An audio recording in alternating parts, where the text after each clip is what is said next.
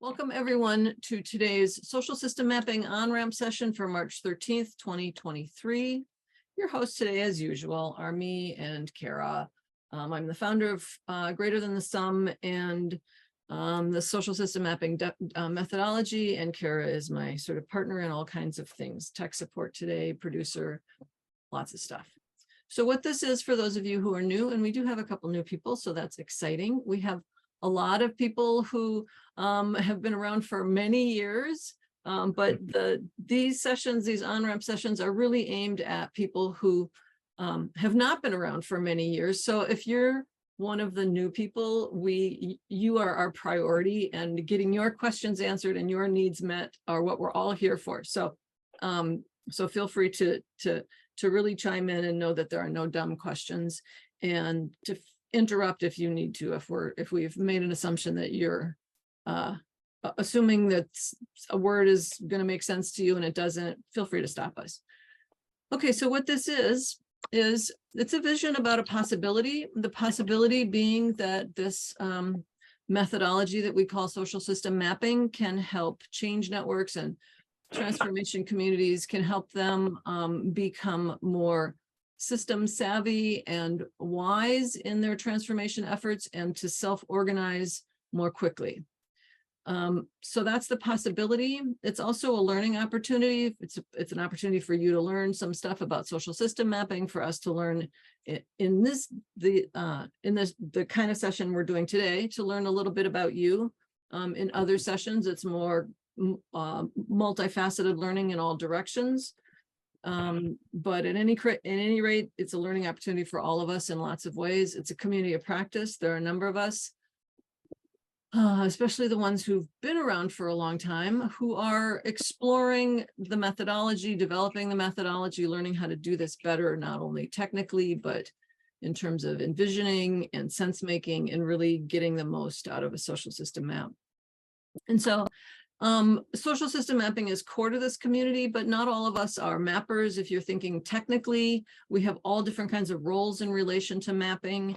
And so however you are, whatever brings you your curiosity to social system mapping, we invite you to be part of the community, however works for you. So today's agenda, we're going to do some chat intros in just a second. Then we're going to, Edem is going to walk us through the map, which is mapping the NORRAG network's South Also Knows initiative. Then we'll open it up to questions and answers from all of you. And then we'll have those of you who are new, we sort of design a relatively loose structure for the formal session is an hour. But I always stick around for an extra half hour, and other people tend to stick around for an extra, just very open-ended post-session half hour. So if you've got more questions at the end of the hour, or if you just want to think about something with one of us, whatever, just get to know us better, feel free to stick around for the extra half hour after we close top. Okay, so let's do some intros in the chat. Let's have you, I'm going to stop sharing my screen, but let's have you go ahead and put your name, pronoun, location into the chat.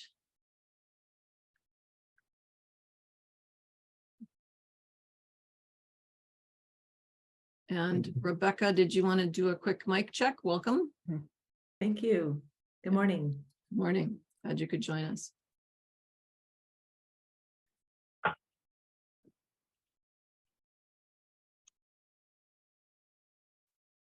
So we have Edem, I think, gets the prize for being the furthest away today in Nigeria.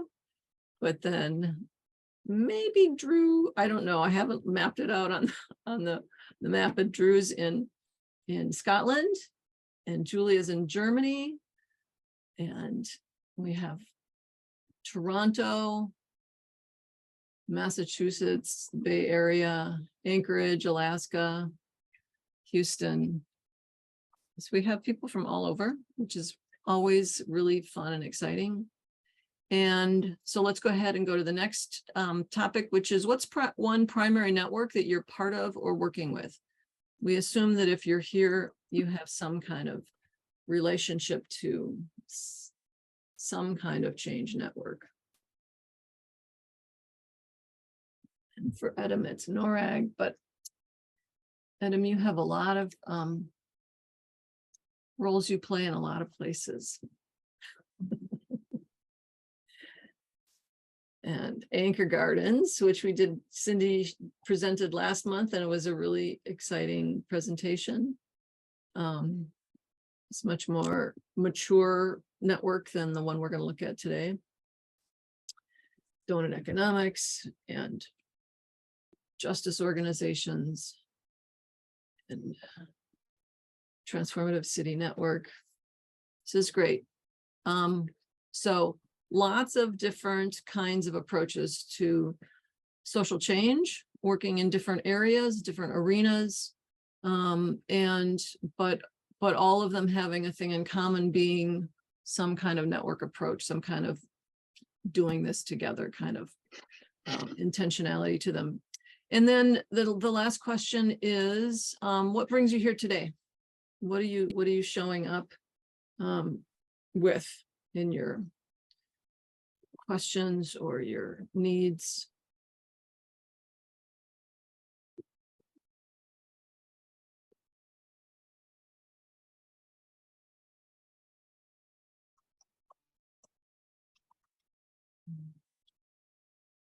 Drew, welcome. Just catching up.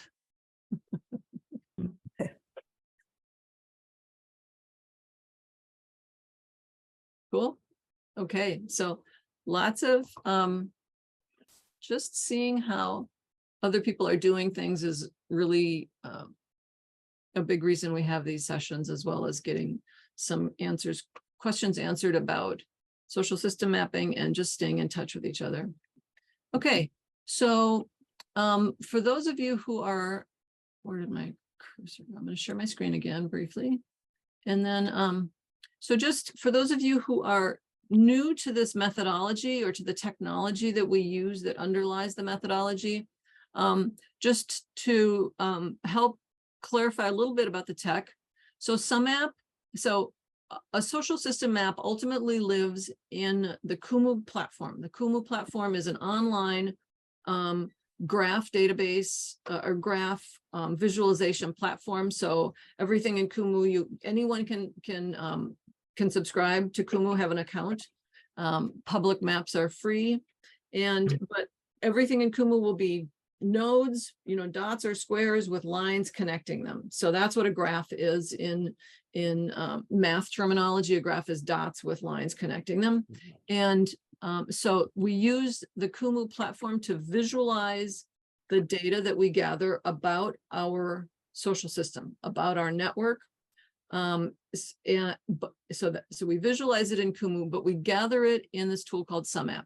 SumMap is the tool that my business partner, spouse, and I have developed in order to do this kind of mapping. So SumMap is specifically designed for gathering data from people about their relationships to one another, as well as their relationships to other dimensions of a system. So whether it's the roles they play in the system, their stakeholder position, where they live, what kind of assets they're moving around, strategies that they're holding, motivations that they have, whatever the questions are that are relevant to a particular network or particular social system can be put into the SumMap tool.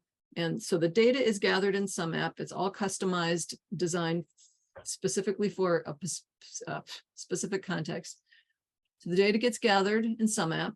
It's designed to be very user-friendly. It's also designed to be updatable, editable over time. So if you need to add new questions, you can. If you need to change the language of questions, you can without having to start over, without losing your previous data. The data is gathered in SumMap, and then it gets fed through a live link into Kumu. So as the data comes in here, it shows up here immediately, and that, well, within several minutes. And then the Kumu, we embed a Kumu map into SumMap. So when you're making a map, you're working in two interfaces, but your network members only ever have to see one interface. They don't have to have a Kumu account. They don't have to have two logins. Okay, so that's a little background. I just like to share that right up front because sometimes it's confusing to people what platform is what and where is this coming from. It's good to repeat it because it's easy to forget. So that's what I'm going to say about that. And then I'm going to introduce Edem. Edem and I met through a project for that Tim and I started doing for the NORRAG network over a year ago. The NORRAG network is a very large global network, and this was a bigger map with a lot of pre-existing data than we had previously worked with. And part of the NORRAG network's strategy for weaving the network more fully together was to hire regional coordinators. And so they had actually 5 regional coordinators around the globe representing different regions, and Edem is the regional coordinator for Africa. And so that's how we met. So we've worked together on socializing her map and sort of getting started doing some actual weaving with this network. It was much more of a very large audience is how I sort of like to think of these pre-existing networks that are mostly a mailing list and presentations as opposed to actual weaving. And Moira, the woman who hired me, who's the director of the NORRAG network, her vision was to actually weave a network. So that's been Edem's job since she started with the NORRAG network. And what we're going to do today is look at a sub map, which is, so the NORRAG network map is a public map. The NORRAG network map is a private map. So I can't show you the great big one, but now we have this subset map for the South Also Knows initiative, and we can share that that's public. So I asked Edem on very short notice to help me present this map. So Edem has just lots of accolades, done lots of things, is quite an impressive woman. And I'm not very good at introducing people, so I'm going to let you introduce yourself, Edem, after having introduced the map. And then I'm going to stop sharing for a second. Okay. So I'm just going to hand it over to you, and you just, and in this instance, since Edem's in Nigeria, and sometimes that just is creates, there's just sometimes some bandwidth issues with that. I'm going to drive the map, and Edem's going to share it with you, or talk you through it. So Edem will just tell me what to do, and be my boss. Sure, thanks, Christine. Yeah. I think the most important introduction is the one you already shared, which is that, for the purpose of this map, I'm responsible for coordinating the network in Africa. Christine also didn't mention, but it's quite nostalgic for me joining the session this afternoon, because I started joining the OnRamp sessions a couple of months back when I took up the role, and social systems network mapping was so vague and confusing for me. And here I am presenting, a map to them. So I feel really excited. I feel like I'm such a good student, Christine. I love the lesson. So I'll be sharing about our map, the South Also Knows map, which is one of our very exciting projects. And again, it's a network within a network, as Christine shared. NORRAG, for many, in case you don't know, is the international network for policies and cooperation in education and training. And it's a global network of over 5,000 members. These members, across the world. And some of the great strengths of NORRAG is that, we're working to address, under-researched topics in education. We're working to facilitate, the flow of in education expertise in a non-hierarchical manner. So we're challenging a lot of the hierarchies in, global policy and academic debates. We're also amplifying expertise amongst education experts, especially in the global South. So NORRAG has been working using very participatory approaches to produce knowledge, to ensure the knowledge platforms for knowledge exchanges, as well as, not just knowledge exchange, but knowledge dissemination in ways that are very organic and sort of systems driven. We've been doing that, but we realized that, we needed to really disrupt, and embracing the social systems network map was a way to achieve that.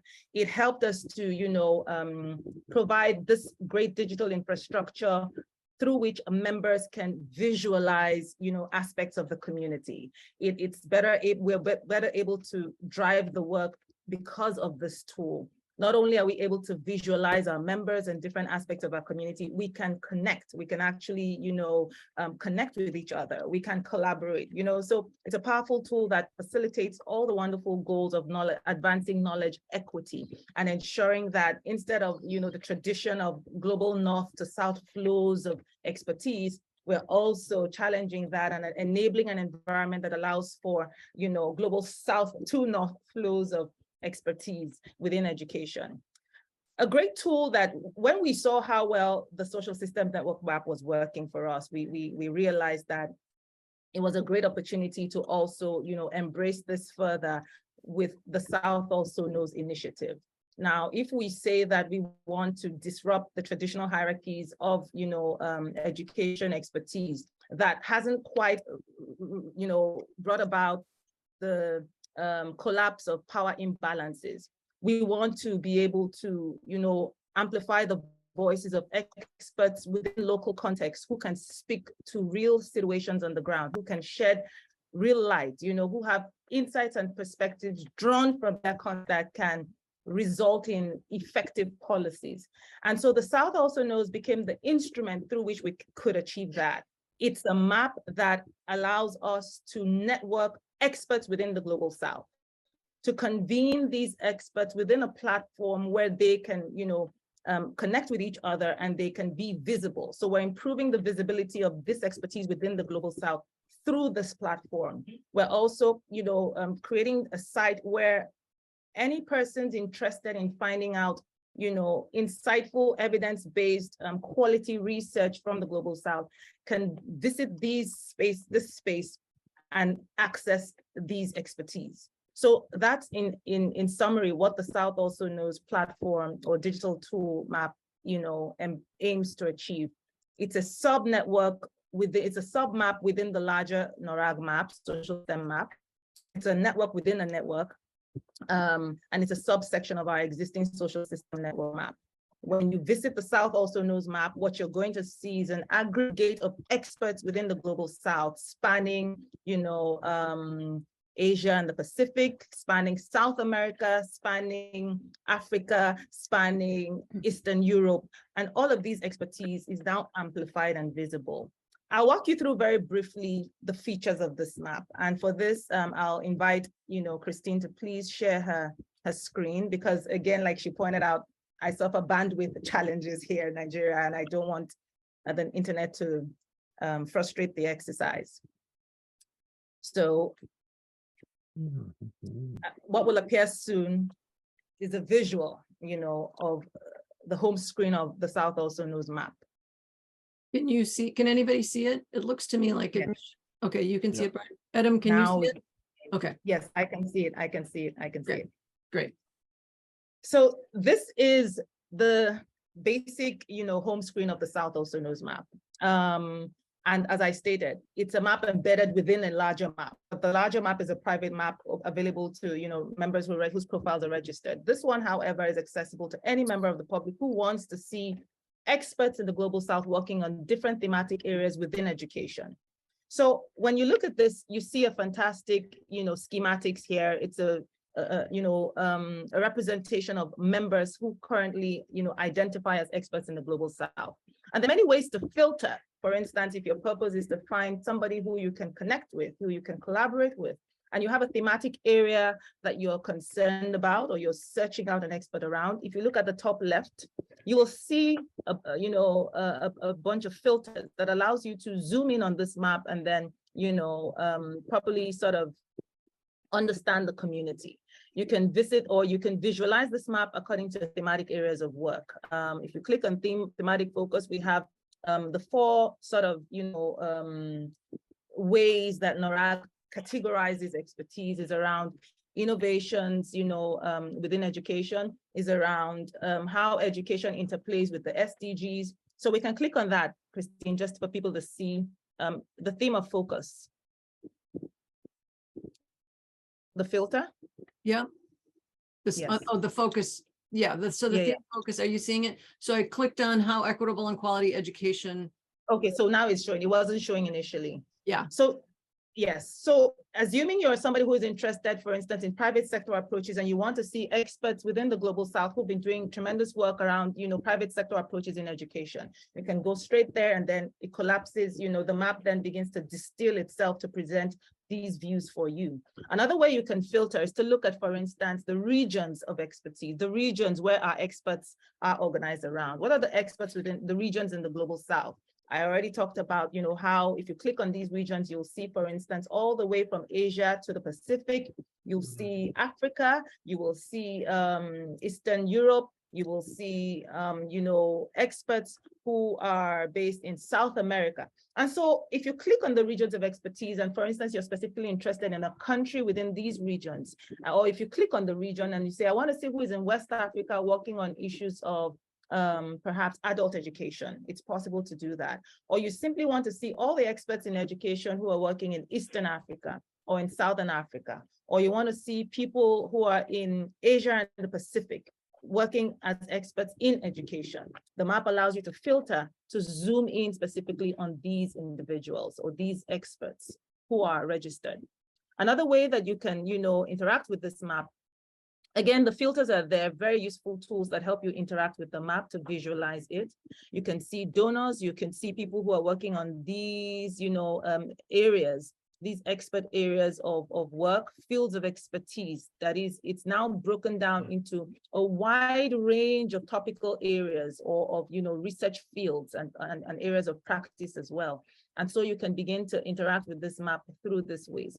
It's exciting that, this map is pretty, the South Also Knows campaign was only launched formally just at the end of February at the CIES conference in DC. And already we're seeing so much zealous interest, so much interest by experts to tell you that there was a hunger on the ground for this sort of, mission objective.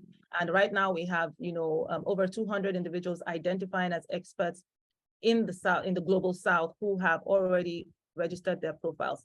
And it's so easy to, move or migrate beyond just the NORRAG map to exist on the South Also Knows map. It's a very simple process. During the registration, there's a box you tick, and it allows you to indicate whether, you want to be affiliated with the South Also Knows. And next thing, you also, your information gets into this aspect of the map as well. It's a very searchable database. We wanted it to be easy to search out these experts. When you go, if you look at the regions of expertise, you will find that all this information is then, and maybe I'll wait for Christine to click on that. You'll see again how all of these individual members are then specifically placed within the clusters of their regions. Oh, And so the map allows us. okay. You were saying something? Yeah. Now I'm, now yeah, I'm there now. Okay. Uh, I think the time for it, I think it may be appearing different times on different screens. Mine is so slow that it appears much later after she clicks it. But the map allows us to basically link clusters. And so clusters, can form people who are, within, like I said, different regions. The map separates them. And so you're it's a tool that is very sort of, user-centered. And so for ease of identification, ease of connections, exactly. So you can see these are people within the Western African region, and all their, profiles so far are available. Look at this brilliant, visualization here that shows us the different regions and the different, profiles of registered experts within the regions. And in fact, if you go closer, it sometimes even links. So some people have, they might be residing or working in a region, but they also have prior experience in another region. That's possible to indicate. You know, if you click on their profiles, you can see much details. You can see, because, you know, these are experts who want to be visible. You will also have access to even their email contact or LinkedIn information that allows you to establish connections with them on the topics, you know, that they are have built their expertise around. So the idea behind the map is to facilitate those connections, is to facilitate, you know, the amplification of the work of these experts. And so all, you know, this is why this information is available. The people who whose information are presented here are people who indicated their willingness to be visible. That's why, so on the ask of privacy, these are people who want to connect with other experts. These are people who want their work to be visible, who want to be able to influence and shape policies, you know, within education globally. So that's what informs this information being available to visitors of the map. And it's for some who have even gone ahead to put up their profile images to, you know, you can see where they work, you can see, you know, experiences that they've gathered. So it's so comprehensive, and helps the expert connect with another expert. It helps the policymaker who wants to come, you know, do evidence-based policy, to reach out to somebody who's gained expertise in an area to say, oh, we're grappling with this situation, would like to consult with you, or would like your insights on this situation. So that's the purpose. Like I said, this tool is aimed at challenging the, you know, traditional hierarchies in global policy debate and policy and academic debate. And the South Also Knows map is a powerful, you know, platform that allows us to really substantially achieve that.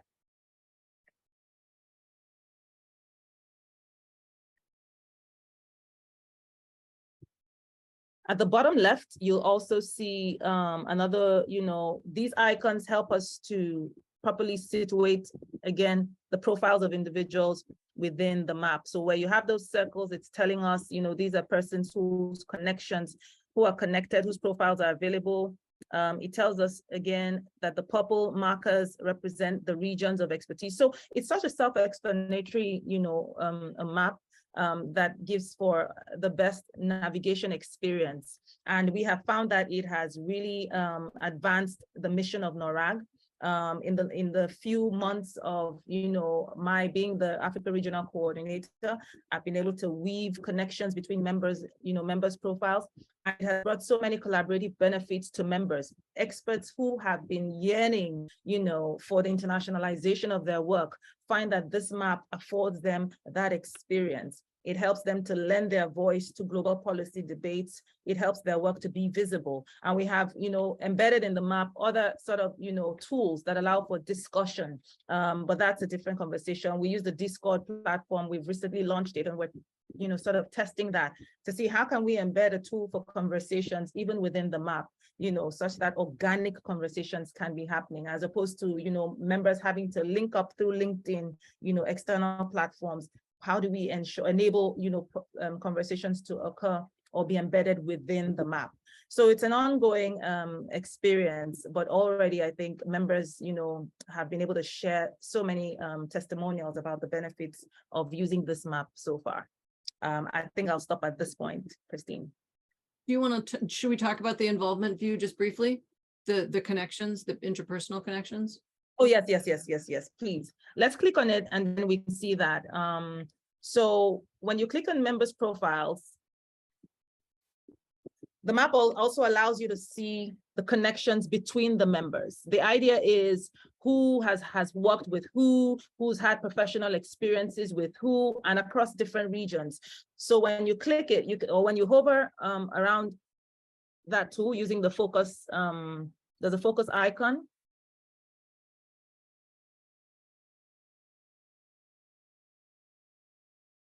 I had selected Angela. Do you want me to select somebody else? It's not even showing on my screen. I think the time lag on my side is affecting it. But yeah, perfect. I think now it's showing. So okay. This is such a wonderful feature that we love about the Social Systems Network map, because it allows us to see prior connections or existing connections between members who are registered on the map.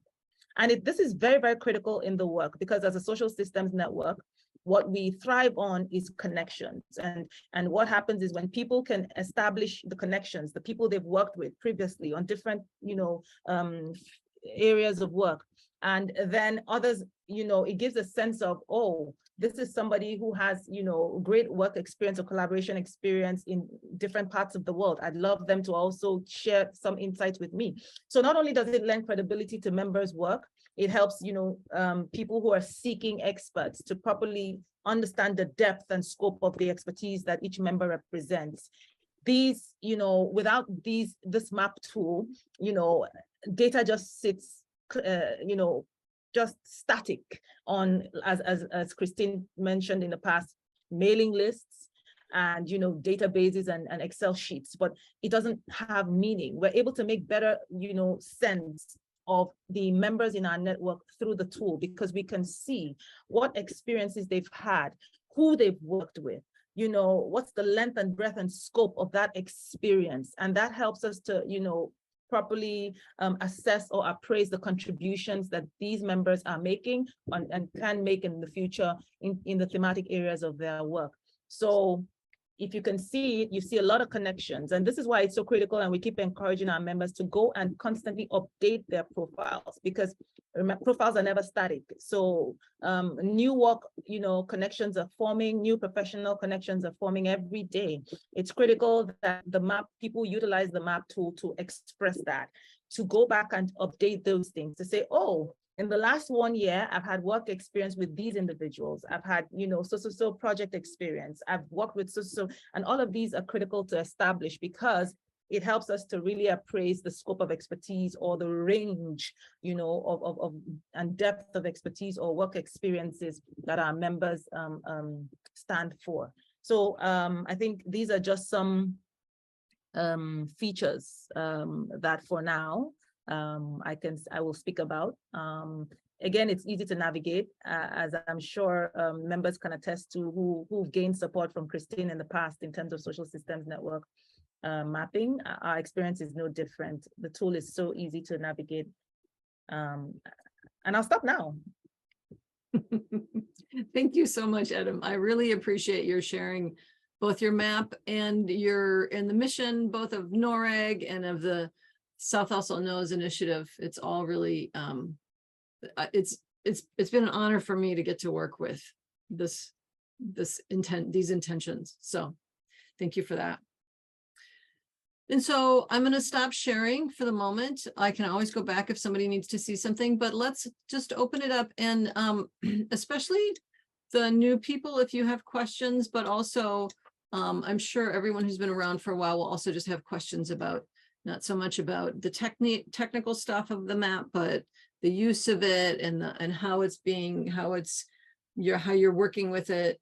But so I'll just open it up to questions, and feel free to just chime in or raise your hand or put them in the chat, whatever works for you.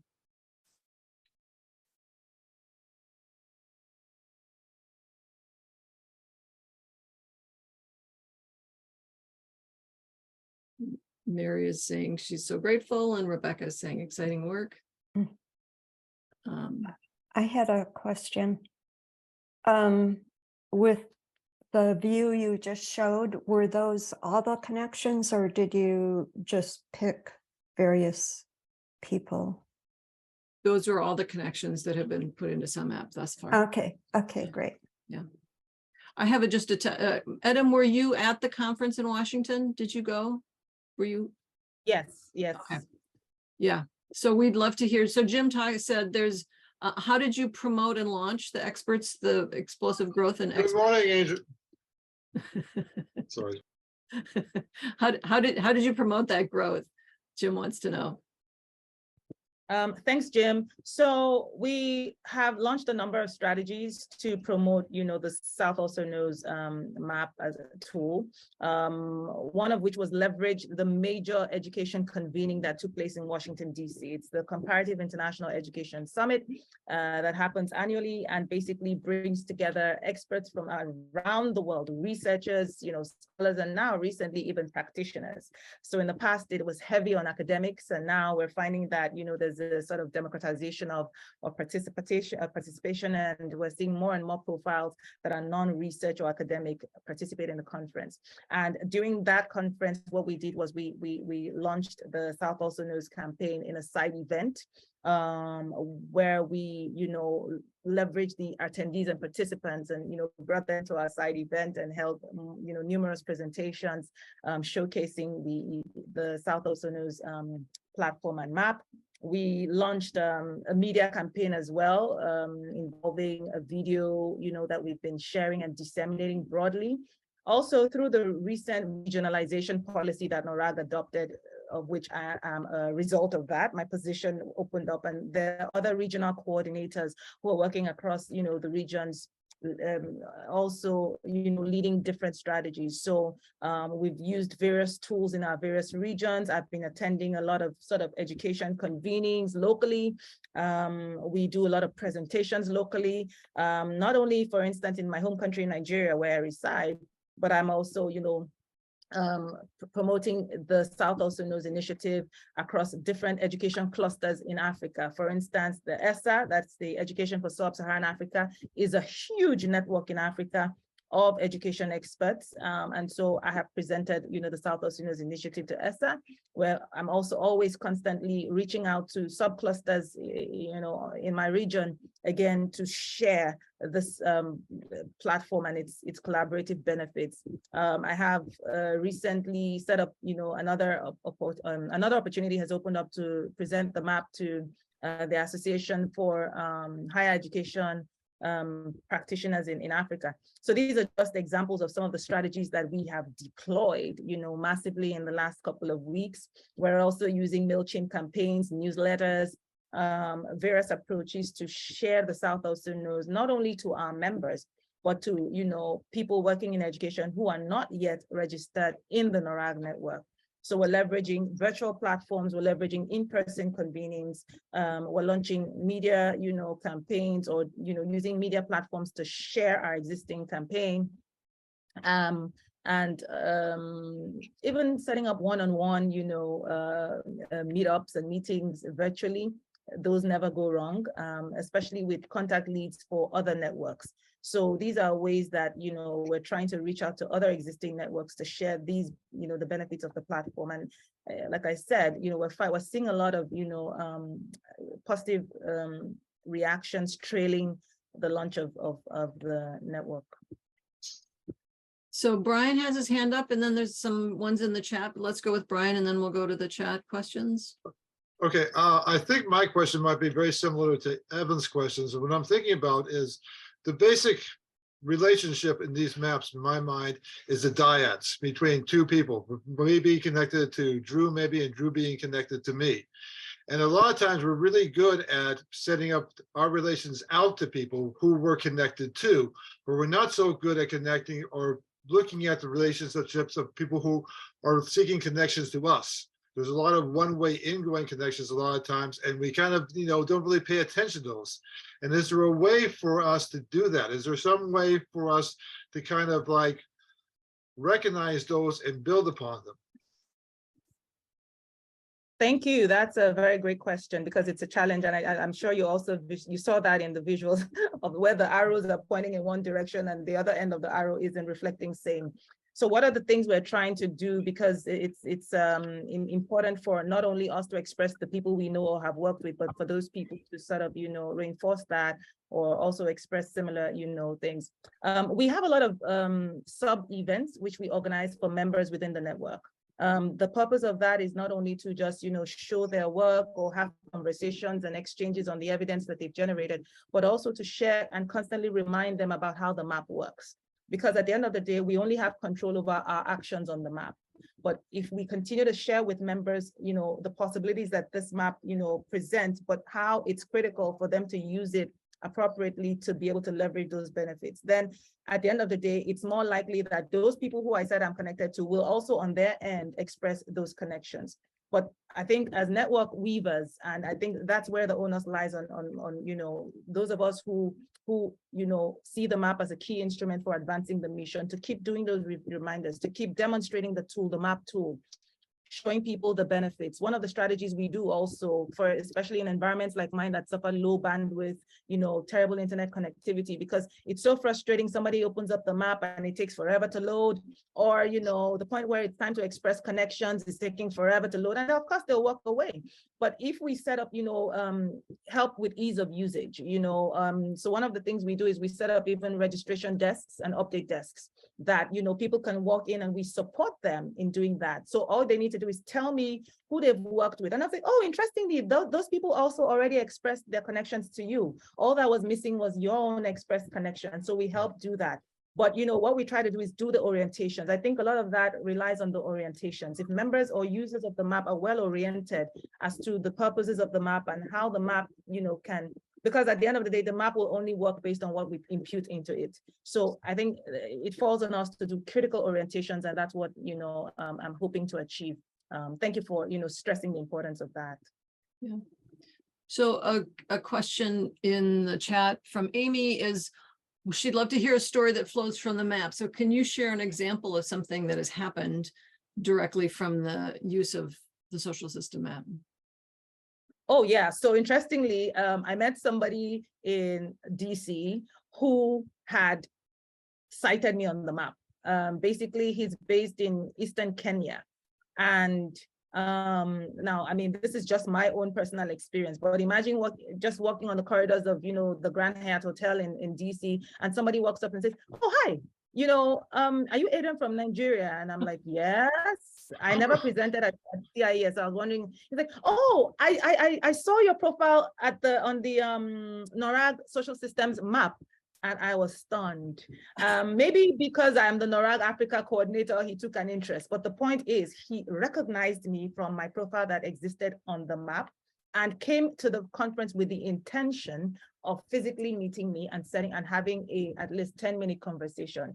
That's when I think, even though I'm the coordinator and I'm using the map, I think I saw the raw power of the map in demonstration through that, experience. So that's my own personal story. We recently opened it up to members to share their feedback stories so that we can include that in our upcoming newsletter, because we want to include storytelling. How has the map, supported your work? How has the map, helped you find an expert that helped, one way or the other. So I'm hoping that over the next couple of weeks, we will even discover more powerful stories about how the map has facilitated those connections.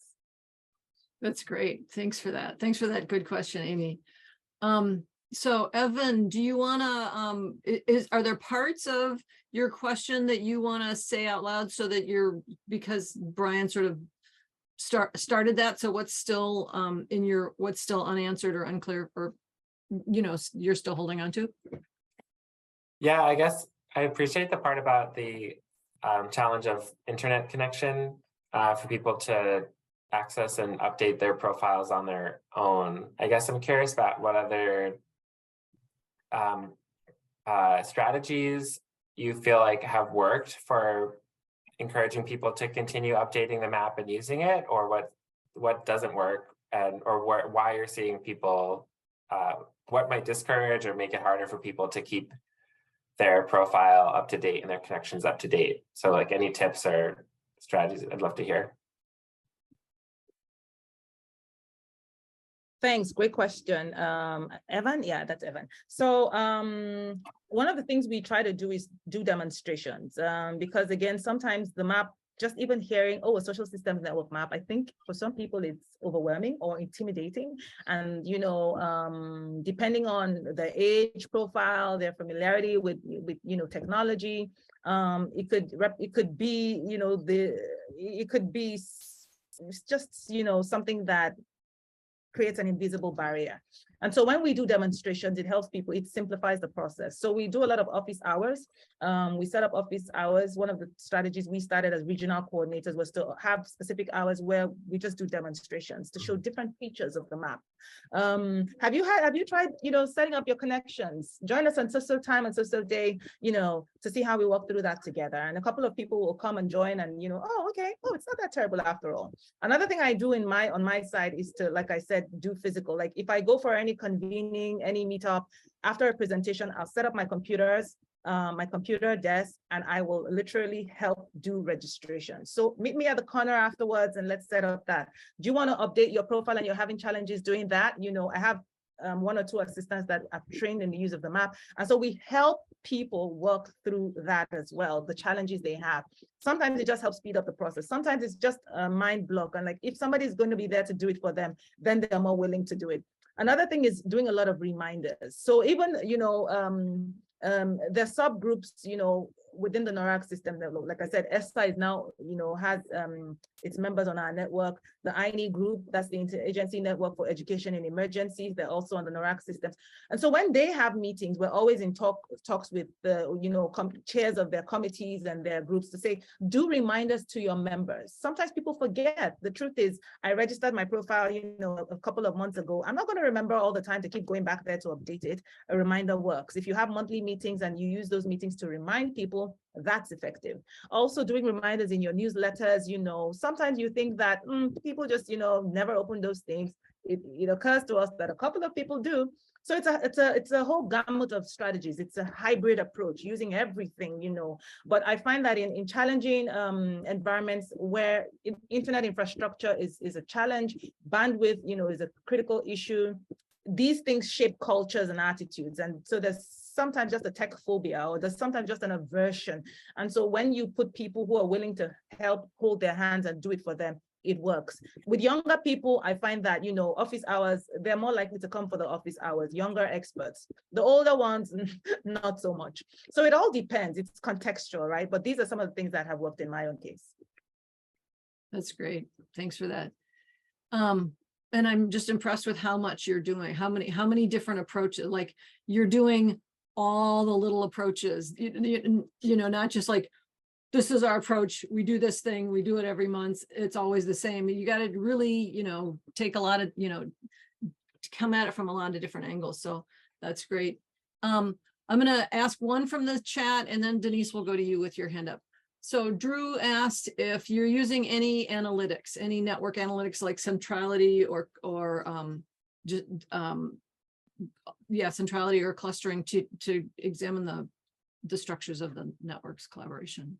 So for us, it's critical for our mail, that's our evaluation and learning, for us to be able to use these analytics. I'm not one of the strongest people when it comes to that, but we have a whole team, and all of these people working back end, supported by Christine, are often sharing the data back end and using the insights from the data to shape new approaches. For instance, I think it's one of the feedback that led us to set up to embed Discord within the tool. The feedback gathered was, look, members were not so excited about the fact that they would have to jump into a separate platform. For instance, you see somebody you want to work with, setting up a conversation requires you to go to LinkedIn to strike up that conversation, or so it was important, according to members' feedback, to embed a conversation tool within the platform itself.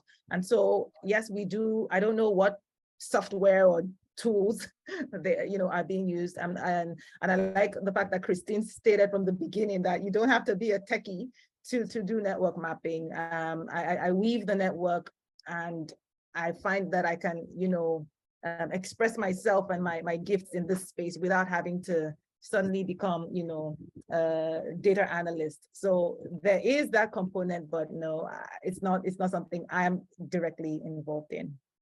Yeah, I know they have a whole analysis team that is working with R and like doing statistics and analytics on their end, but that's not Edem's job. So Denise, Yeah. Thanks, Edem, for a great presentation. I just had a question. If you can, I'd like to get very granular. How many people are actually supporting you? Because I know you're not doing everything, and I'm just thinking with my own network to try to get a sense of the labor involved, because it's very labor intensive. And obviously your position is funded for this, which is great, but just how many people are supporting you? And then how many people are you covering in your total map there? So I'm just trying to break it down for planning for our own work. Yeah, thanks, Denise. Great question. So currently we are, in terms of regional coordinators, there are 4 of us with efforts to get 2 more for Francophone Africa and 1 for Asia. So at the moment, we're 4 regional coordinators, right? There's also a specific team for the South Also Knows campaign that is leading. So at the level of the regions, what we do is whatever the teams are doing, we distill it and also get creative, given our own regional peculiarities, to sort of like, you know, do adaptations, what works best in our regional context. But there's an existing team, the South Also Knows team, which as at last count, I know there are 3 people frontlining in that team. I suspect, again, that there's also support coming in from comms. So it's hard to really just say, you know, oh, this is the specific number, because the way we work at the end of the day, there's a lot of intersections, you know, and cross-cutting tasks. But I think if we were going by just strictly labels, there's the South Also Knows team, they're responsible for the launch, and there's 3 people currently working in that team. There's regional coordinators who are also actively, you know, as part of our deliverables, you know, spreading that the South Also Knows campaign, increasing the density of the platform, weaving members within the platform, generating insights from the platform. But it's difficult to say because, like I said, there are other indirect, you know, actors and staff working on it. And just, they're not all full-time, right? I mean, they're all exactly doing a lot of jobs, but this is one of the jobs. Yeah. Yes, exactly. Thanks. No, you gave me a good sense. That's good. Because it's always a good reminder, like it's really hard to do this on your own. So that's why I always ask and wonder, like no one does it on their own. So that was great. Thank you. Yeah. So Cindy wanted to see the questions, and I'm going to share my screen. So you can see. So Edem, I opened up your profile, but it doesn't say anything about you. I just opened up a tile that you hadn't connected on, but just for those of you who haven't seen it. So this is Edem's profile. So this is where and somehow something happened to your picture. So we need to get your picture reloaded. But this is, so this is where we have the survey where Edem is answering the questions about her expertise, etc. And then the connections, this is what we call the connections panel. And this has everybody in the NORRAG network. So there's, you know, over 4,000 people in this, on this page, if you keep scrolling down. But so let's say Edem is going through, and there's ways of filtering it and sorting it to make the population smaller and easier to manage, and to pull up the people you're more likely to know. But let's say Edem is scrolling through and she sees Eric Normand Thibault, I don't know how to say that. I know it's French, but I don't know how to say it. But anyway, who's in Vietnam. So she can pop this tile open. And then, so here, Cindy, here are the questions. We have, do you want me to, I'll just sort of go through them quickly.